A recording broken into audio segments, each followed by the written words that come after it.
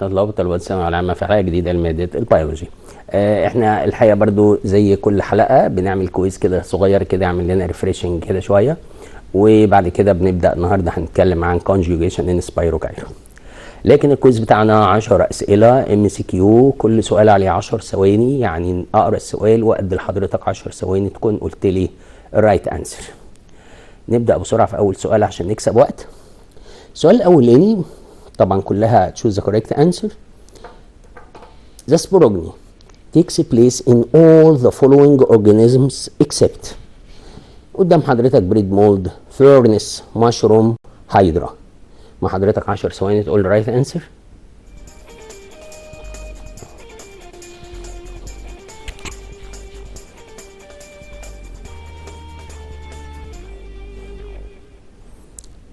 طبعا الإجابة هيدرا، وحضرتك عارف ان الهيدرا ما تعملش reproduction by spores خالص.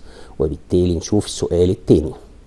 السؤال التاني بيقول لحضرتك the ability for adaptation with the environment is dots in the organisms that reproduce asexually. فالدوتس دي حضرتك هتحط مكانها decreased ولا increased ولا not affected ولا A and B، ومع حضرتك 10 ثواني تقول لي الرايت انسر.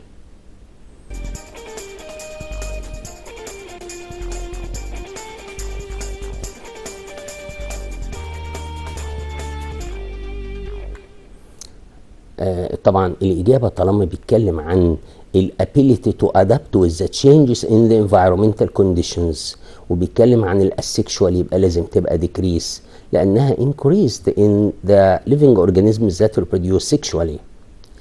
شو السؤال اللي بعده؟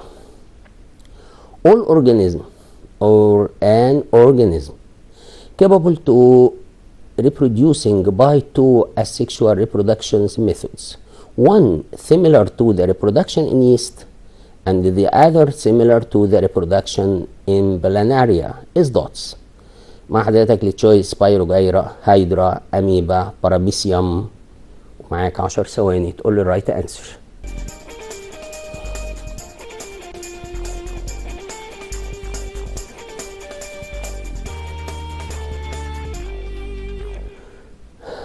طبعا لما يقول ان هو asexually similar to yeast يبقى اليست دي budding.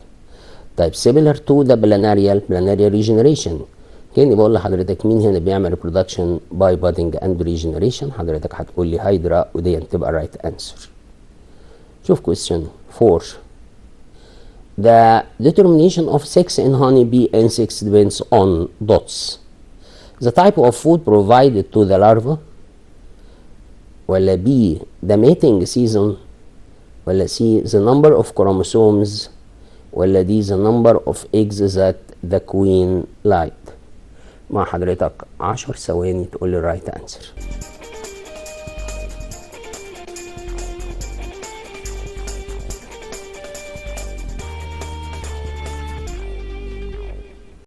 طبعا سؤال سهل جدا، لان انت عارف ان الكوين والوركرز او الفيميلز عموما 2 n، الميل 1 n، يبقى الاجابه the number of chromosomes. نشوف question 5.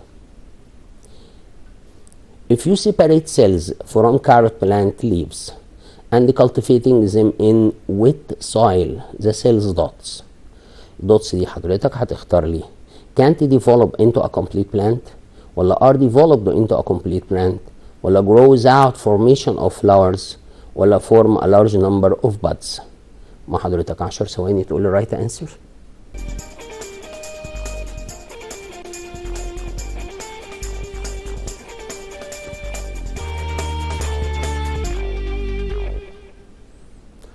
طبعا الإجابة can't develop into a complete plant، لأنه في التيشو كلتشر لازم السيلز دي تبقى get in a nutritive medium containing all oxygen and nutrients needed by the plant for the formation of complete plant. But the wet soil is not the medium that needed for the tissue culture. Question 6 بيقول لحضرتك asexual reproduction resulting is greater reproductive success than does sexual reproduction when dots. خلي بالك بيقول لك على السexual reproduction هيدي greater reproductive success than does the sexual reproduction when امتى؟ هتختار حضرتك the pathogen are rapidly differentiating ولا the species has accumulated number of harmful mutation ولا there is some potential for rapid overpopulation ولا a species is in a stable and favorable environments. مع حضرتك 10 ثواني تقول له right answer.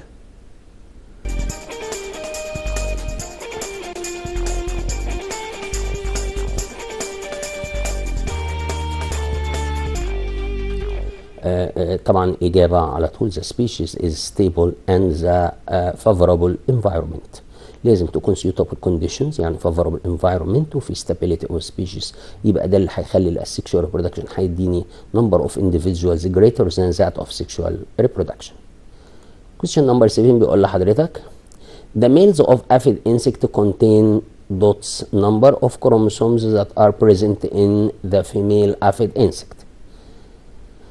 choice اللي عند حضرتك quarter ذا ولا half ذا ولا the same ولا double the number of chromosomes. مع حضرتك 10 ثواني تقول لي right answer.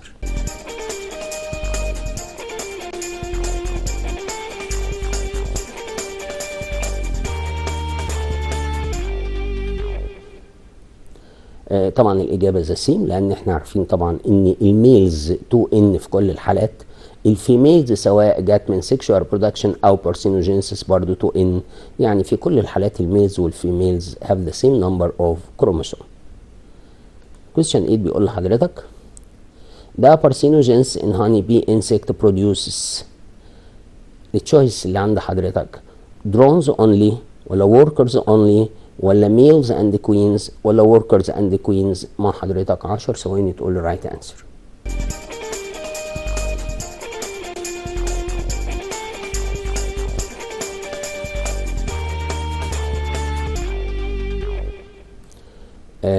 طبعا الإجابة طالما parthenogenesis يعني 1n يبقى drones only وما تنفعش أي حاجة تانية.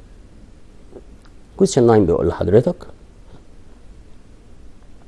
in a certain genus there are two species. Species A reproduced by fusion. Species B reproduced by gametes. If the environment changes, what would you expect the chance of the survival for each species to be؟ فبيقول لحضرتك greater for species A than for species B ولا greater for species B than species A ولا unchanged for both species A and B ولا about zero for both species A and B. مع حضرتك 10 ثواني تقول له right answer.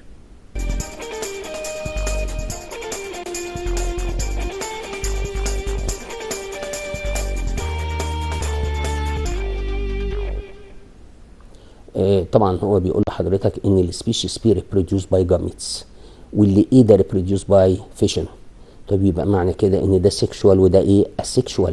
البي ده بتاع سيكشوال هو اللي هيبقى greater than that for the species A. وده سؤال سهل واعتقد ان احنا جبنا السؤال ده قبل كده. السؤال اللي بعد كده بيقول لحضرتك وده اخر سؤال معنا في الكويز the type of asexual reproduction that leads to genetic variation in the resulting individuals is the dots. خلي بالك السؤال بيسأل على type of asexual reproduction وبيقول لحضرتك كمان ان ده في genetic variation. فبيقول لحضرتك sporogny in bread mold ولا binary fission in amoeba ولا tissue culture in carrot plant ولا parthenogenesis in honey bees. مع حضرتك 10 ثواني تقول له right answer.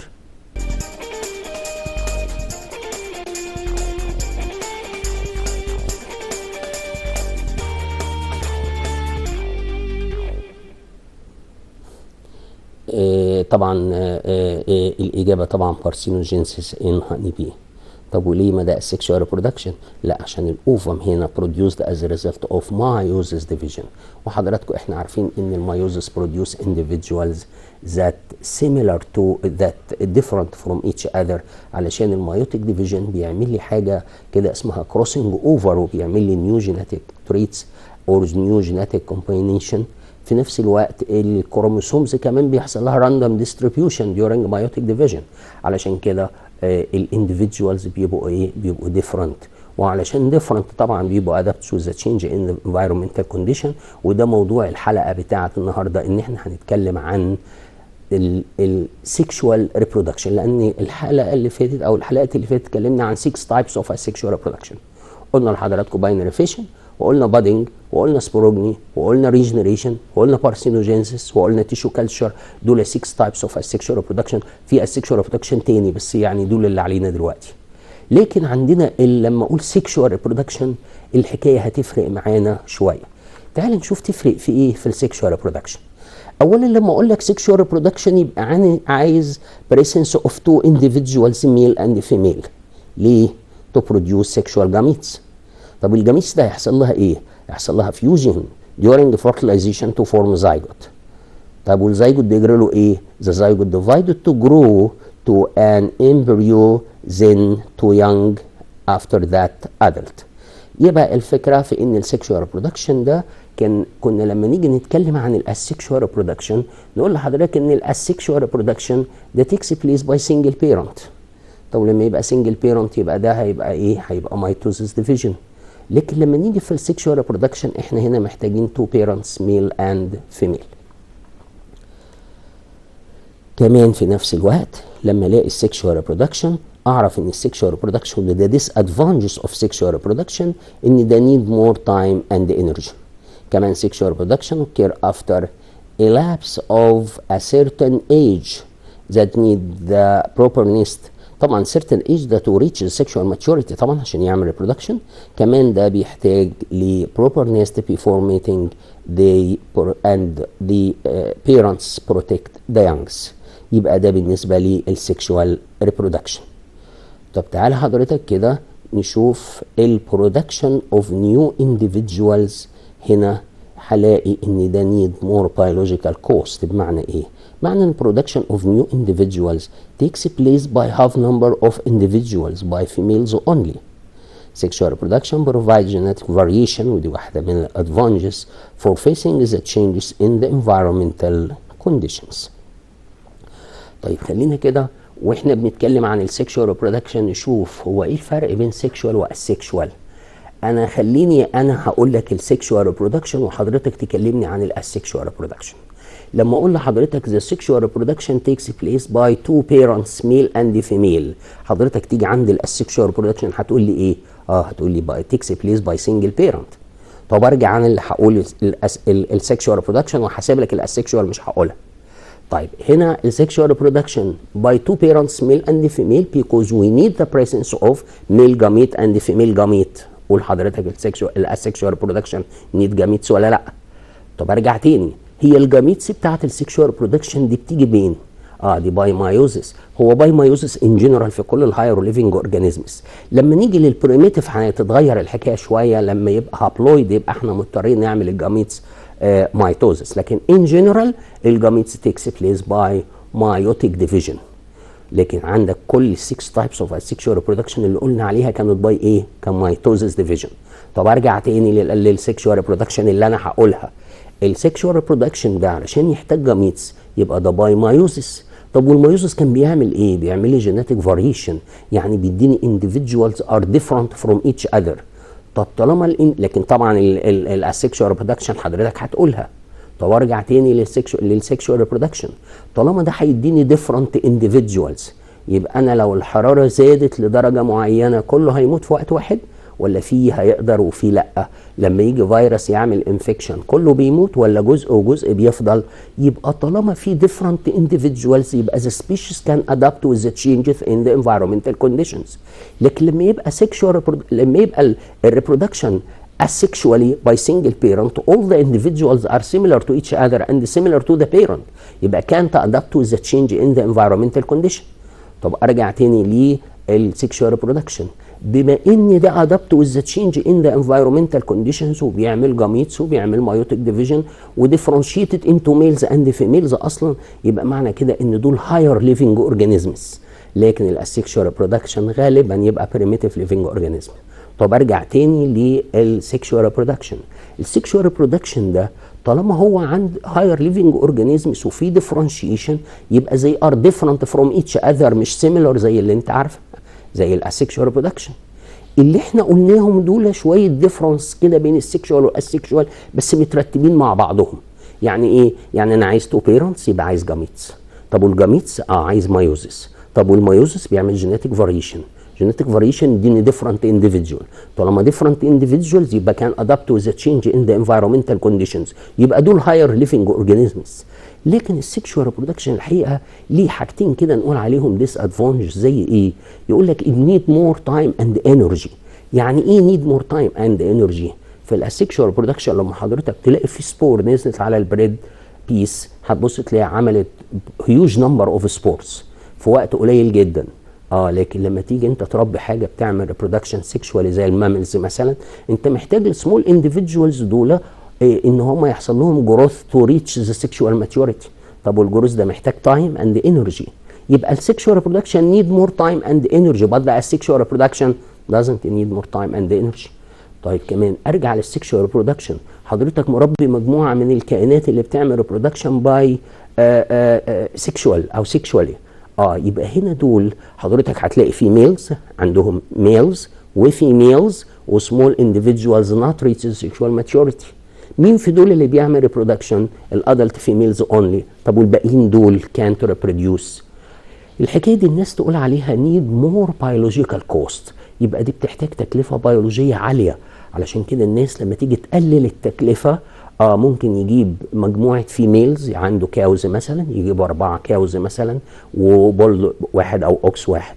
انا كده بقلل البيولوجيكال كوست بحيث ما يبقاش عندي ميلز ما بتعملش ريبرودكشن وبتحتاج مور انرجي، وبالتالي الاقي ان السكشوال ريبرودكشن نيد مور تايم اند انرجي ونيد مور بيولوجيكال كوست. وطبعا كل الهاير بلانت والهاير انيمالز بيعملوا ريبرودكشن سيكشوالي، لكن معظم البريميتيف اورجانيزمز تعمل ريبروديوس السكشوال. تعالى كده حضرتك بص لي للكومباريزون اللي بين السكشوال وبين الاسكشوال ريبرودكشن. انا حاطط السكشوال دلوقتي عشان حضرتك تقول لي الاسكشوال وبعدين نكمل. Sexual reproduction takes place by two parents male and female. تفتكر قصادها هيبقى ايه؟ هيبقى by single parent. طب هنا fusion between gametes، يبقى هنا لازم احتاج جاميتس عشان دول ميل وفيميل، يبقى في ميل جاميت وفيميل جاميت. طب وهنا نكتب ايه؟ طب تعالى في نمبر 3 divided by meiosis to give gametes، يبقى الجاميتس دي جت by meiosis، لكن هنا كان الديفيجن ايه؟ طب ارجع في نمبر 4 it is a source of genetic variation. طبعا مايوزس يبقى في جيناتيك فاريشن، هنا ما كانش مايوزس كان مايتوزس، يعني ما فيش جيناتيك فاريشن. offspring are different عشان في جيناتيك فاريشن يبقوا different، هنا similar. طب هنا can't adapt to the new conditions or with the changes in environmental conditions، لكن هنا adapt. هنا takes place in higher organisms، لكن هنا in primitive.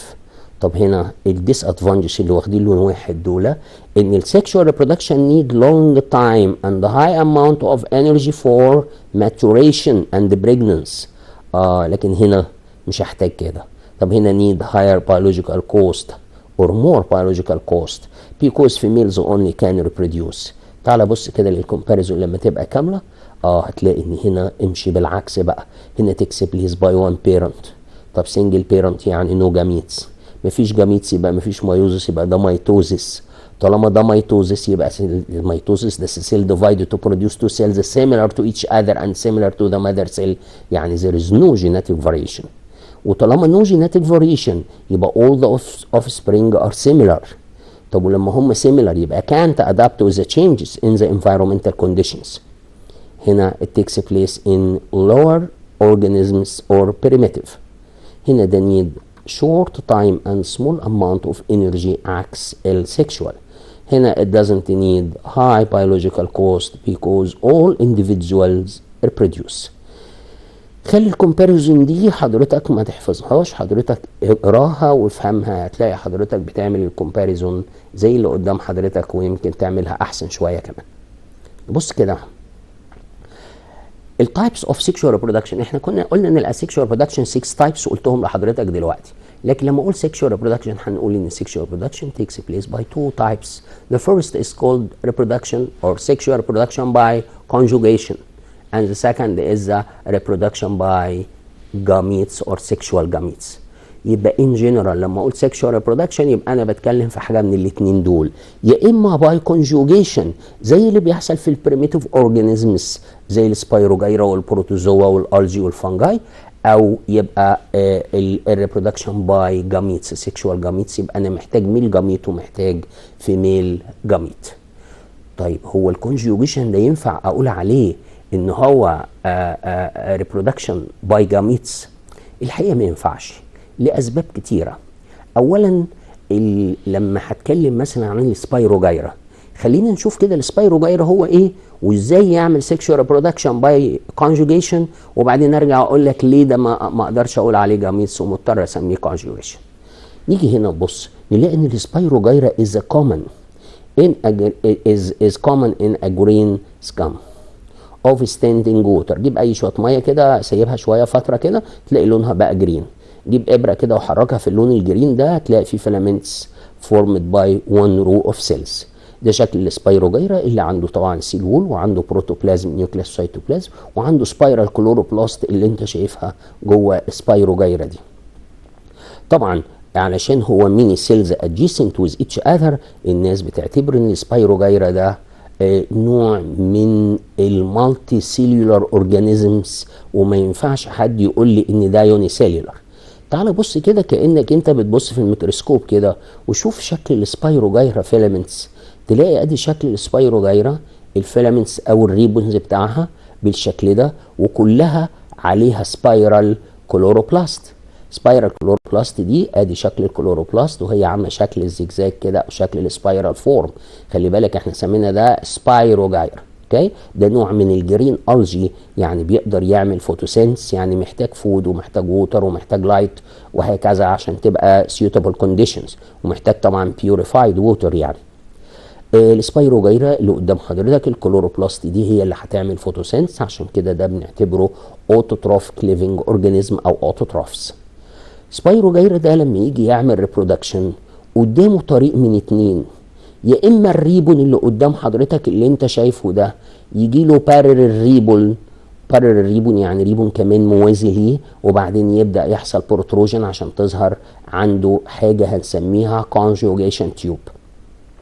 سبايروجايرا اللي قدام حضرتك اللي انت شايفه كده ده تحت الميكروسكوب بالظبط، وده حقيقي مش صور، سيتوبلازم بيتحرك اهو عشان تعرف ان ده ليفنج سيلز، والليفنج سيلز دي بتعمل كل الفيتال اكتيفيتيز، وطبعا adjacent with each other by the presence of cell wall between the two neighboring cells. طيب سبايروجايرا ده لما يجي يعمل ريبرودكشن باي ايه؟ والله ممكن اقول بيعمل ريبرودكشن باي فراجمنتيشن، ممكن اقول بيعمل reproduction by binary fission. لكن الكونجوجيشن in general the sexual reproduction by conjugation that takes place at the unsuitable condition.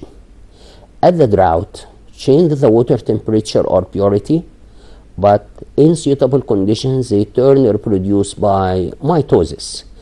لكن الكونجوجيشن ده two main types: scalariform conjugation and lateral conjugation. خلينا نبص كده على الريبرودكشن اللي بيحصل في السبايروجايرا as a kind of sexual reproduction. لما اقول لحضرتك scalariform conjugation يعني ايه؟ يعني when the two filaments contact parallel to each other a protrusion grow inwards. يحصل protrusion يعني بروز كده في الجنب من الداخل من التو parallel ريبون دول. Then the wall in between them disappear, forming a conjugation tube. The protoplasm of one cell move across the conjugation tube to cell of the opposite filament to form zygote. الزيجوت ده افتكر ده ما اتعملش غير في الانسيوتابل conditions، يعني هيموت علشان ما يموتش. The zygote is coated by thick wall forming the zygospore to protect it along the unsuitable condition. ادي شكل التو بارلل ريبون والكونجوجيشن او بروتروجن اللي حصل بين التو تيوبس. اتشال السيل وول، اتعمل بينهم conjugation tube. The protoplasm of one cell اللي انا بشاور عليها دلوقتي migrate to move with the other one علشان يعمل زيجوت، وبعدين الاقي الزيجوت ده surround itself with the coat علشان يعمل زيجوسبور to protect it against the unsuitable condition. لغايه اللي احنا قلناه ده تفتكر ده ريبرودكشن؟ الحقيقه ده مش ريبرودكشن. يعني ايه مش ريبرودكشن؟ ما هو ريبرودكشن يعني increase the number of individuals. طب انا لما اقول لحضرتك ان دول 5 cells in a Spirogyra ribbon ودول 5 cells in Spirogyra ribbon وحصل conjugation خليت الريبون ده بقى empty، يعني ده بقى فاضي وده بقى فيه 5 زيجوت او 5 زيجوسبورز. هو انا بعد ما كان 5 و5 بقى 5 بس، هو ده مش ريبرودكشن الحقيقه، لكن ده بروتكشن اجينست ذا انسيوتابل كونديشن. الزيجوسبور ده نقدر نعتبره نوع من السبور بس 2 ان. الحقيقه السبايروجايرا هابلويد يعني 1 ان، وهو السوماتيك سيلز بتاعته هابلويد، فلما يجيب سيل وسيل هيعمل زيجوت. الزيجوت ده ممكن ان هو يفضل يعني الناس تقول عليه دورمنت ستيج. يعني ايه دورمنت ستيج؟ يعني ممكن يفضل في الارض او في التراب يقعد وقت كتير لغايه ما تتحسن الظروف وتيجي السيوتابل كونديشنز. لما تيجي السيوتابل كونديشن هيبدا هنا يعمل ابزوربشن للووتر. وخلي بالك الريبون السوماتيك سيلز بتاع سبايروجايرا هابلويد والزيجوت ده كان 2 ان يعني ديبلويد، يبقى هنا لازم يعمل مايوزس. هتلاحظ مجموعه حاجات. هتلاحظ ان العادي في الهاير ليفنج اورجانيزمز يحصل مايوزس ديفيجن عشان يعمل جاميتس وبعدين يعمل زيجوت. لا، هنا عمل زيجوت الاول، لانه العادي ان الهاير ليفنج اورجانيزمز ديبلويد، فلما عمل مايوزس عشان يعمل جاميتس فيرجع الزيجوت يرجع للديبلويد تاني. لكن هنا حصل ان التو سوماتيك سيلز فيوزد ويز ايتش اذر فعملوا لي زيجوت 2 ان. تيجي تقول لي طيب ما احنا نقدر نعتبره ان ده سيكشوال ريبرودكشن باي جاميتس. في ناس وحضرتك هتشوف فيديوهات كتير يقول لك الجاميت اللي بتتحرك من السيل تروح تعمل passing through the conjugation tube and fused with the second one. ده بيقول لك اللي هتتحرك تعمل موف دي اعتبرها هي الميل جاميت. طب والتانية اللي ثابته اعتبرها الفيميل جاميت، ويقول لك كده ممكن يبقى جاميت. طب ما احنا في حالات كتير بلاقي ان الاتنين بيتحركوا ويجوا الاتنين في الكونجوجيشن تيوب ويعملوا لي زيجوت في الكونجوجيشن تيوب. يبقى هنا هقول دول 2 ميل جاميتس، ما تنفعش. يبقى علشان كده حضرتك احنا بنعتبر ان السكشوال ريبرودكشن ان سبايروجايرا ده بنعتبره نوع تاني من الريبرودكشن غير الريبرودكشن باي جاميتس، وبنعتبره ريبرودكشن باي كونجوجيشن. اوكي، يبقى كونجوجيشن ليه؟ لان هو جينيتيكلي التو سيلز سيميلر تو ايتش اذر. طب في واحده اقول عليها ميل وواحده اقول عليها فيميل، حتى لو الناس اعتبرت ان اللي بتتحرك بوزيتيف واللي ثابته هي النيجاتيف، برضه هاجي في وقت والاقي في شريط تاني الاتنين بيتحركوا بيروحوا الاتنين ناحيه الكونجوجيشن تيوب. لما يروح ناحيه الكونجوجيشن تيوب الاقي فيوجن حصل في الكونجوجيشن تيوب وعمل لي زيجوت وبقى زيجوسبور في المكان ده وبقى التو ريبونز هنا امتي. اوكي، يبقى هنا علشان كده بعتبر ان ده نوع من السكشوال ريبرودكشن لانه تيكس بليس باي تو بيرنتس، وما اقدرش اقول عليه ان هو مش سكشوال. يعني ده لازم يبقى سكشوال عشان ده تو بيرنتس. في نفس الوقت عمل لي زيجوت 2 ان. الزيجوت 2 ان ده هيعمل مايوتيك ديفيجن ويديني هابلويد سيل، والهابلويد سيلز دي ده ما حصلش غير في السيوتابل كونديشنز. يبقى معنى كده ان الكونجوجيشن ده حصل كله في الانسيوتابل كونديشنز ولغايه ما عمل زيجوسبور. طب وفضل هو زيجوسبور كده. طب بعد كده لما تتحسن الظروف تيجي السيوتابل كونديشن، يعني the presence of light, the presence of food, the presence of water, the suitable temperature, the absence of pollution. يبقى لما يحصل كل دول يبقى هنا هيبدا يعمل جيرمينيشن، وهنا الظروف اتغيرت ما بقتش unsuitable بقت suitable، فيبدا يعمل reproduction by fragmentation او by mitosis division. لما يعمل الديفيجن ده خلاص هو بقت suitable condition، لكن هو حب يحافظ على نفسه against الانسيوتابل كونديشن. محدش يقدر يقول ان اجيب سيل وسيل واعملهم واحده وده ريبرودكشن، لا ده بروتكشن اجينست ذا انسيوتابل كونديشن اور ذا انفافورابل كونديشنز. لما تيجي الفافورابل كونديشنز يبقى هنا هيبدا يعمل جيرمينيشن. طيب لو الريبون ده ما لقاش ريبون تاني، يعني انا عندي سنجل ريبون، لازم التو عشان يحصل سكالاري فورم كونجوجيشن. وخلي بالك كلمه سكالاري فورم في البيولوجي مش بنقولها الا لما يديني شكل اللادر اللي ليه رانجز، يعني شكل السلم. لما يديني شكل السلم اقول ده اسمه سكالاري فورم في اي حاجه.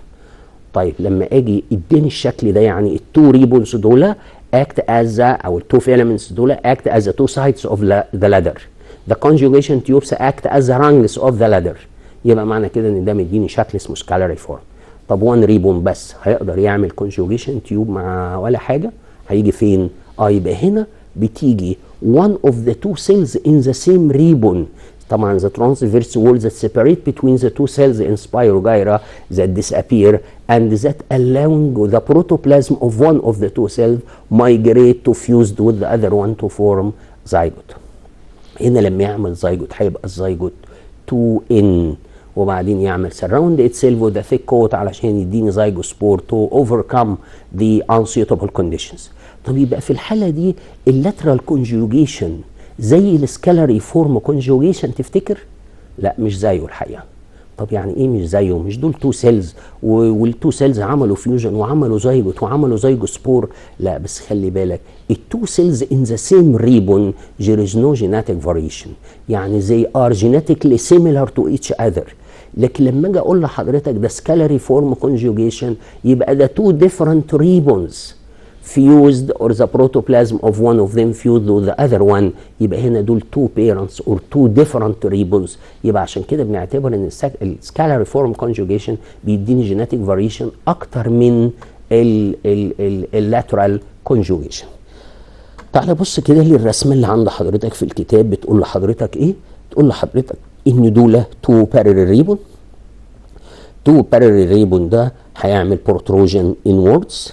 protrusion ده increase هيزيد علشان يعمل لي conjugation tube وبعدين تلاقي protoplasm of one of the two cells migrate to fuse with the other one to form zygote. عمل zygote 2n اهو رغم ان السوماتيك سيل اصلا كانت هابلويد فلما يجي n وn يديني zygote 2n.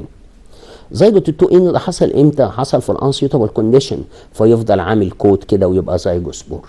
زيجوسبور ده دورمانت ستيج مش هيعمل مايوتيك ديفيجن الا لما تيجي السيوتابل كونديشنز.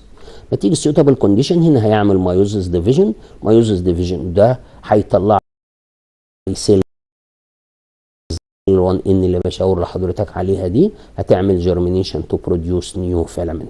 النيو فيلامنت ده جه في الظروف الكويسه في الفافورابل كونديشنز وبالتالي ده يعمل ريبرودكشن اسيكشوالي علشان يفضل عايش او يفضل موجود. ده اللاترال كونجوجيشن.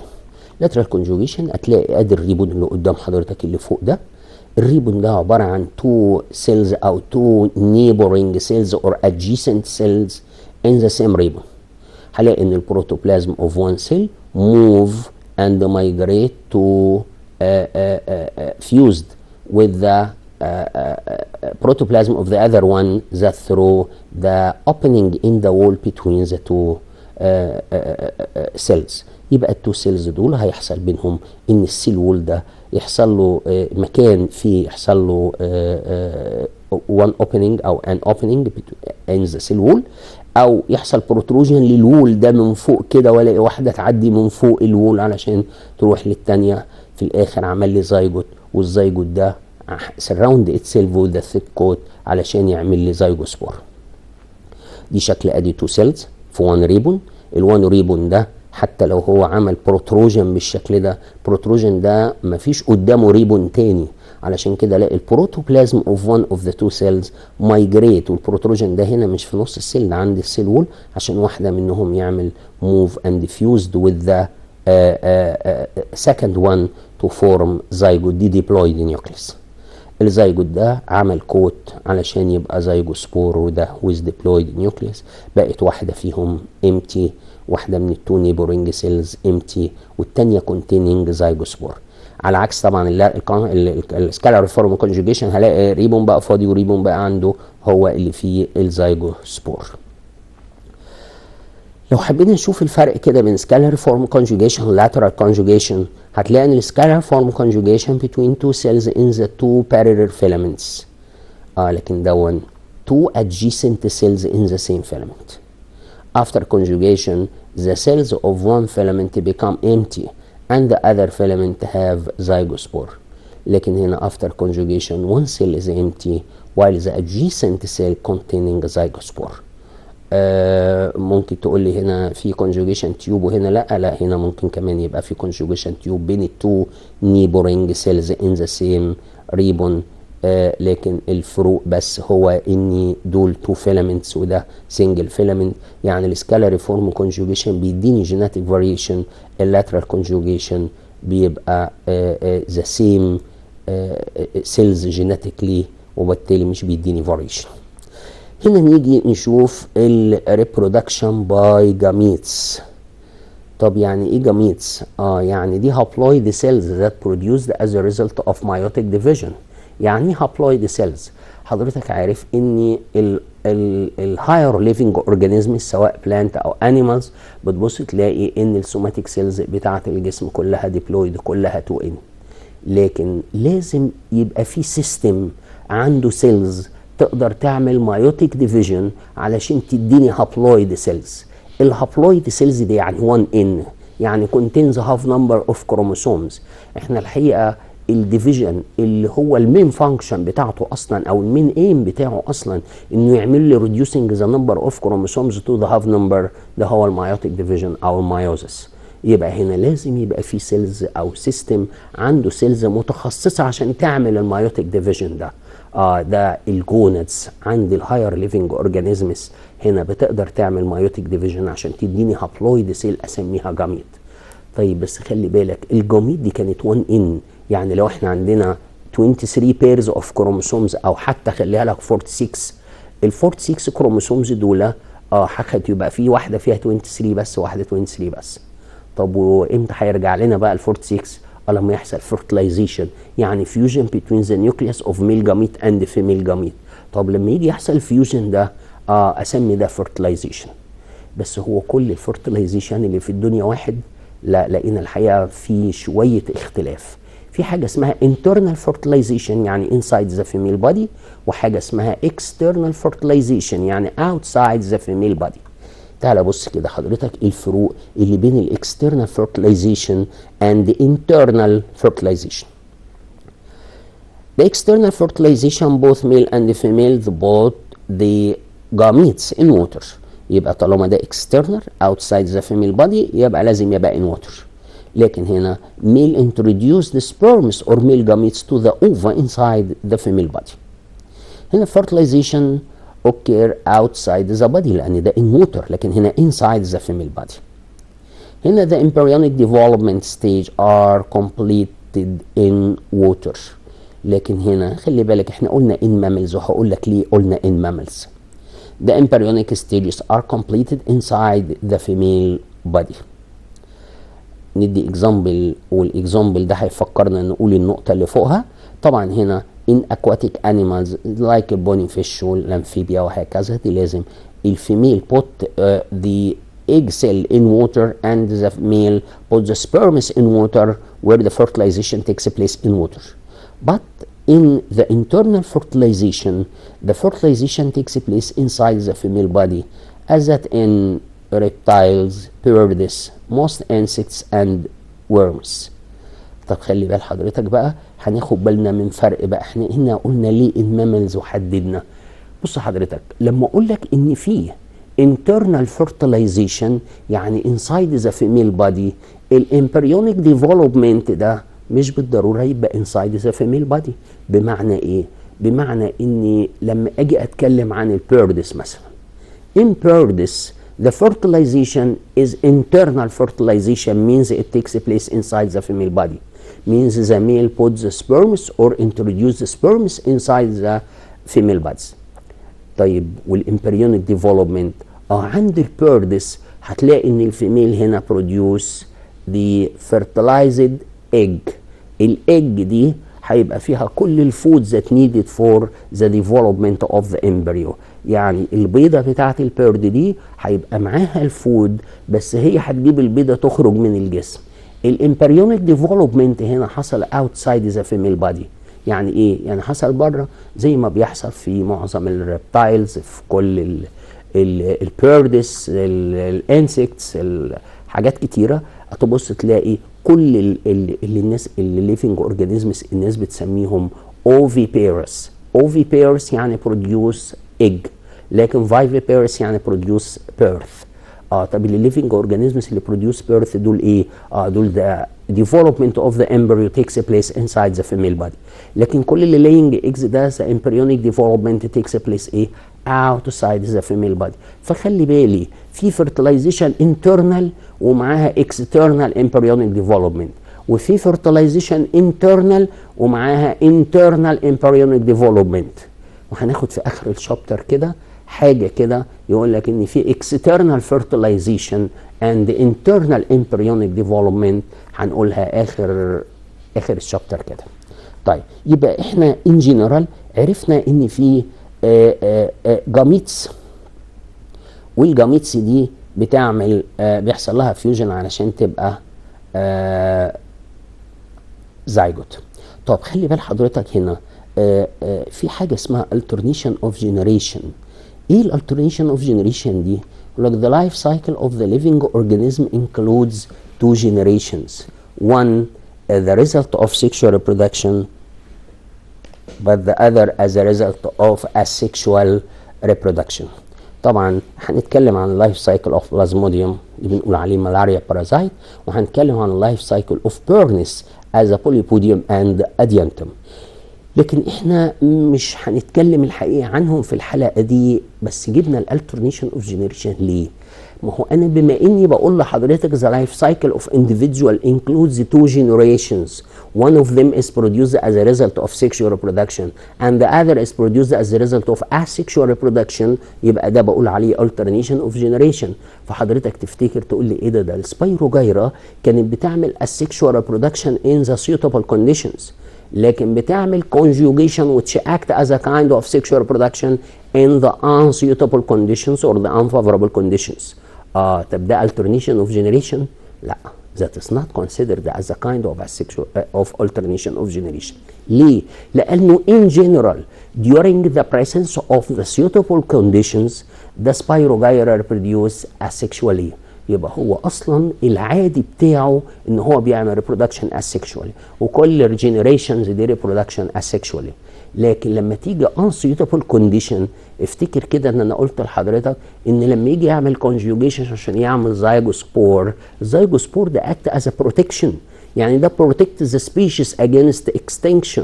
يعني لو كل البحيره اللي موجود فيها السبايروجايرا دي كلها زادت فيها التمبريتشر او حصل فيها دراوت او انكليزت البوليوتنس او اي من الانسيوتابل كونديشنز اللي حضرتك عارفها، في الحاله دي ده معناه ان كل ليفنج اورجانيزم او كل السبيشيز ده هيحصل له ديسابير او اكستنكشن.